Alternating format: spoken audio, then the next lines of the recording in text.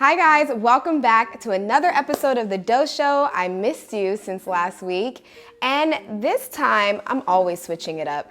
But this time I am going to introduce a new way to bring people that inspire me to the camera, and that is through Zoom. So I'm actually going to be able to reach out to inspirational people that live all over the world that are my friends, and I just want them to speak with you on the show. So our first episode is with Justin Phillips. He is the co-founder of Support Black Colleges, which, if you haven't heard of them, is a huge company which does fundraisers, scholarships, and donations for colleges all over the world, and are Black colleges. So these are HBCUs. And it's really important that we represent well and we also, support each other. He's also a digital author, and he is the author of the book, The Last E-Commerce Book You'll Need. Okay, so that says a lot. He knows everything there is to know about e-commerce because Support Black Colleges has a line of clothing that is dope, and you guys need to check it out. So stay tuned for this episode of The Dough Show. Hey Justin, how are you? I'm great. How are you doing? I'm good. Where are you? I'm in Atlanta right now. Are you serious? Yeah, Atlanta, Georgia, man. It's early here, but you've started your day. Yeah, so we play basketball in the morning, so I was up at 5:30. Every day? Nah, Tuesday, Thursday, and Friday. Got it. That's good to be on schedule with that. Right. Got to. Yeah. Before we get into everything, can you just tell the people a little bit about yourself for those that don't know? Yeah, sure. So my name's Justin Phillips. I'm born and raised in Houston, Texas. Went to school out in DC at Howard University, and that's where we started. That's where we started our business, Support Black Colleges. So now our mission is to inspire, raise awareness, and uplift our kids to go to these HBCUs, and we do it through clothing. Ooh, I love that. You know the culture, so you know what we like. That's right. Amazing. Wow. So I'm from DC, so that's why I'm like, Oh, I didn't know that. Yeah, but I didn't go. I went to Q's. But you don't like a DC accent that I would be. No, I don't have any accent for anywhere. Where do I sound like I'm from? Maybe Cali. See, never. I've been here 6 years, but they don't have an accent here really. Yeah, but you don't say like Mo, Slim. I mean, I used to. I'm like old now. Did not see that at all. That's wild. That is so funny. Did you pick up on the slang? A little bit, but since I moved to Atlanta, now I'm talking totally different. Totally different. Okay, so first we're gonna start off with the hot seat. Are you ready? Yeah, for sure. Okay, cool. So the first question is, you're a digital author. So you have an ebook called The Last E-Commerce Book You'll Ever Need. Right. And if you had to take 2 pages or a couple pages out of that book, what would you take? I would take one of the pages on mindset. That's just all of the books that I read, and I literally gave them like the exact order in which to read them in to like get their mind right. And then the other page, probably page 25, that's the page on paid ads and Facebook and Instagram ads, because I put like a whole course in there just for them to have to learn and be a beginner, Wow, so you dropped that knowledge in the book? Yeah, so it's just like a little secret gift, Yeah, that's major. Do you know how many people pay people to do their ads when they can do them? Like, that's insane. Right. That's a fact. Wow. So, what made you adapt to or adopt? What made you adopt that entrepreneurial mindset? Yeah. I think it was just being around my mom. I was I was raised in a single parent household. So just seeing my mom hustle, go to work all day, then get off, go to work all night. She just had to make money for the things that she wanted. We always lived pretty nice. So when I started asking her for things, I'm from Houston. So I'm like, Ma, I want a grill like Paul Wall. I want this. She well, you got to go get some money if you want these things. So I was selling candy as a kid, little stuff here and there, but definitely had that entrepreneurial spirit passed down from my mom. That's crazy. So you just watched her do it. That's how I grew up too. My mom, she worked hard. That's what's up. Dope. So you guys at SBC, you actually have made millions of dollars. So what was the key to unlocking your first mill? Yeah, I think it was just getting really good with one channel, selling one product. Like all of our products have the same logo on it. We just got really good at Instagram, but we did a few things on Instagram. So we learned paid ads really well. We learned influencer marketing really well. Then we even went out to go vend at different locations where our market was. And then we learned how to create content and curate content. And that's all that we did on that one channel for this one product. Okay, so do any of you guys have background in marketing? Yeah, so I went to school for audio production and minored in graphic design, but we ended up throwing parties. Me and Corey were throwing parties together, marketing and doing promotions in college. So I skipped a grade actually. So I was like 16, 17 in college. And I was making like $10,000, $15,000 a month as a freshman throwing parties. So like, yeah, like that's what we was on. So I guess you can say we had some background in marketing, but not like professional direct to consumer brand stuff. But yeah. Wow. So the clothing hadn't happened yet, but you had to make a, logo, make a flyer for the party. Yeah. That's dope. So then now how many hats do you wear and how many people are in your team? Yeah, so now on the team in-house, about 7, I want to say. But if you include like overseas and digital people, maybe like 10 or 15. But as far as hats that I'm wearing, I actually try to like limit the things that I do. So I like to do only the things that make money in the business, because I realize that, success, like super successful people, the thing that makes them successful is not the things that they do, but it's the things that they don't do.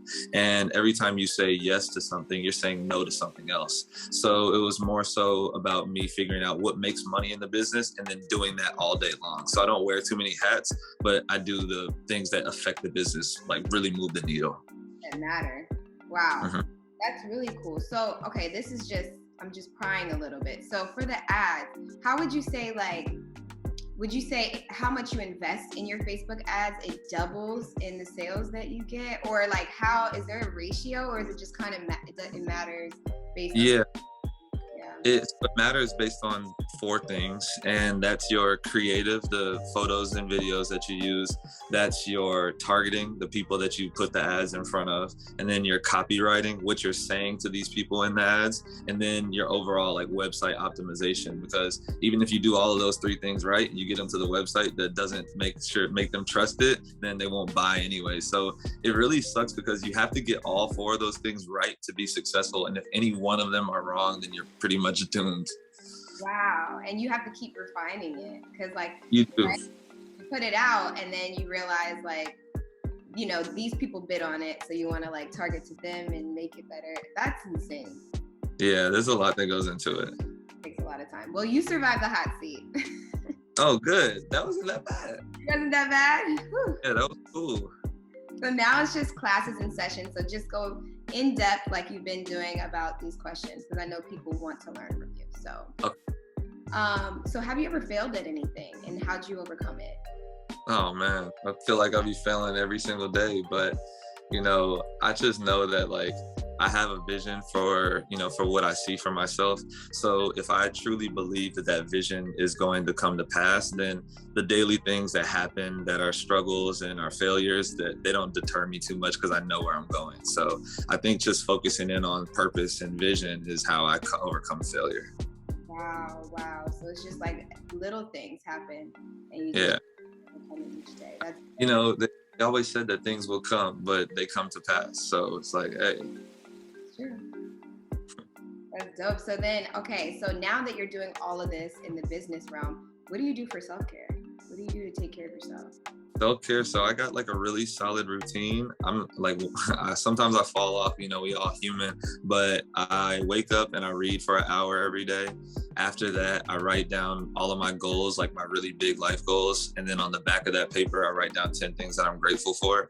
After that, I work out. And then after that, I shower and meditate. So it's like a whole vibe in the morning, getting myself right. And then if I'm really, really on it at nighttime, before I go to sleep, I turn everything off for an hour, shower, do my thing. And then I set my phone on the opposite side of the room, so that when I wake up, I'm not looking for Instagram and all of these things, reacting to life. I'm more so responding when I wake up and just figuring out what I want to do and kind of going from there. Wow. So you really all those tips you actually implemented. Yeah. That's discipline right there. Would you say discipline plays a big part in like how you're successful? And discipline is like, that's the biggest driver of success, because like motivation and inspiration, they're like feelings, like they come and they go. But once those things leave, you need to have discipline and habits to keep you on the day-to-day path. So that's a gem right there. I love that. So now that I know you went to Howard, I had originally wanted to ask you, like, what made you want to focus in on HBCUs specifically? But yeah, I mean, why did you just still target HBCUs? Yeah, I think it was because I was the first one in my family to go to college in general. So the only reason I chose to go to Howard was because I was getting my hair cut. And mind you, I mean, that was clearly a long time ago, but I was getting a haircut, and it was actually not by my regular barber. My barber wasn't there, so I had to go to bro right next to him. He's like, yeah, I got you, fam. I'm like, all right, cool. So he's giving me a haircut. He's like, what schools did you get accepted to? I know you're a senior. And I told him Howard, Baylor, University of North Texas. And then he was like, man, just go to Howard, like get an out-of-state experience. He didn't know like what a HBCU was. He was just like, get out of Texas, because those other two schools were in Texas. So I decided to just take his opinion. I was like, cool. No one else in my family knew anything. I didn't know what a fraternity, sorority, like nothing at all. And when I got there, it really like changed my perspective and changed my life. So I was like, you know what, more people need to know about these things, because had I not listened to my second barber, I wouldn't have made that decision in general. So I thought that was crazy. So that's where's the spark to just put more attention on HBCUs, because I think they just need more awareness in general. Yeah, me too, because I wish someone told me that, because you guys had fun. Oh yeah. Learned and you became something. So I really do love that. And everybody there is just, they look like you, so there's no intimidation. It's just a good environment. But yeah, that's really dope. So from there, what made you want to like do the scholarships and give back and do donations? Yeah, really just, trying to sew into people. Me and Corey, we both come from single parent households. So like on Easter, we donate and give money for women to get groceries that are in single parent households. Like, it's just, part of who we are. I think like when you're connected with like God or the source or like whatever you want to call it, you believe in giving back and giving a percentage back. So that's kind of who we are. Right. So that kind of segues into the question. It's like, what would you tell your younger self? Tell my younger self, I mean, everything will be fine. It all works out. You're not crazy. Just lock in, rid of as many distractions as possible, as fast as possible. Girls can wait. A few things here and there. I feel it. So did you ever have any other, because a lot of people who are really smart, they have other things pulling at them, other interests, How do you stay focused on this one interest? And do you have any other things you want to do? So like right now, I'm really interested in teaching people how to do what we've been able to do, because I feel like you can have more impact that way, because we sell a lot of clothes, we make a lot of money. It's cool to see people like wearing our stuff, but I wanted to do something that had a little bit more impact, and teaching people how to be successful themselves is something I'm super interested in right now. And then, oh man, there's just so many things but how did I stay on that path? I think it was because I just knew that I needed to do this thing to be able to build the other things that I wanted to do. So it's really interesting because I didn't want to build a personal brand, but I knew to do my big goals that I have, I had to do it. So I was like, let me just sit back, build this business, build my personal brand so I can do all the other stuff that I wanted to do. Right. So what is that stuff? What can you share with us is your personal brand coming up for you? Yeah, so for me, my personal brand is really just, I'm really getting into the masterclass and webinar space. That's very interesting to me. After that, I'm into building my own agency because I have so many ideas about direct to consumer brands. And I'm like, well, I know how to take one from zero to multiple millions of dollars within just a few years. So why not apply that to any idea that I have? So now it's okay, I know how to run ads. I know how to do all these things. So it's build an agency and then have my own ideas run through that agency and then sell them and exit them in 6 to 12 months. And then use all of that money to fund all of the crazy other ideas I have. I love it. You will will change a lot of lives. You already have, and you're going to moving forward. So I'm so excited to see this. Thank you. Yeah, no doubt. So is there anything else you'd like to share with people, like to keep them motivated who want to be just like you? Keep them motivated. Get some strong habits. Like you need to create, the only thing that you can control is your environment. So we have to make it easy for ourselves to do these habits, because once we get into the habit, it's not hard to do it, but it's hard to just get started. So I think that people should craft their environment to make it easy to do their habits, because habits are what's going to change your life. And the small things that you do every day exponentially make you a better person. It's called the slight edge. So I might not see a difference in me eating a cheeseburger day after day after day for like a week, but if I do it for 10 years in a row, then I'm not going to be able to play basketball with my son when I turn 40. So the opposite is the same with good habits. You might not see a change within, the first 14 days, but if you do them over 30 years, you're going to be a crazy good person. So yeah, craft your environment to make it easy to do habits, rid of all the distractions. Most of this stuff you see is an illusion, and, have fun while you're doing it too. I love it, Justin. Thank you so much. Tell the people where they can find all your information. Yeah, so my Instagram is Justin P, and yeah, that's really all I'm on right now. Instagram, Justin P. And they can look at your link and they can see all the other good stuff. Yeah. So our website, supportblackcolleges.org, and then there's a link tree in my bio, so you can just see everything else that we got going on. Wow, well, keep going, keep growing, and I just can't wait to see it. Yeah, no, thank you. And I'm loving your hair, by the way. I don't know if I said that already. No, your hair is beating mine today. Not a chance. Wow, you guys, I learned so much from this episode with Justin Phillips. He is so inspirational. Thank you so much for joining the show. You guys know where to follow him and to get more information. I hope you guys learned something, because I took away a lot of information. So I'll see you guys the same time, same place next week on The Dose Show.